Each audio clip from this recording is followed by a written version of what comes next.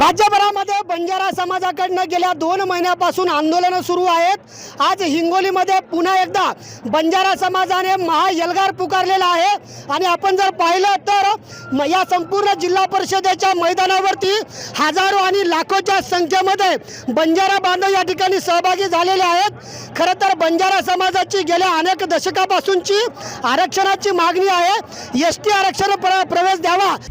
आता isakal.com आहे देशातील नंबर 1 ची मराठी न्यूज वेबसाईट। प्रत्येक अपडेटसाठी isakal.com ला नक्की भेट द्या अशी मागणी करत आहेत। या ठिकाणी जो उपोषणाला बसलेले आहेत सुरेश नाईक राठोड यांच्या समर्थनार्थ हे सगळे बंजारा बांधव या ठिकाणी जमलेले आहेत। माझ्यासोबत स्वतः बंजारा समाजाचे धर्मगुरू आणि विधान परिषदेचे आमदार आहेत। बापू, समाज मोठ्या प्रमाणावरती रस्त्यावरती येतोय, रास्ता रोको आंदोलन करतोय, वेगवेगळे मोर्चे काढतोय।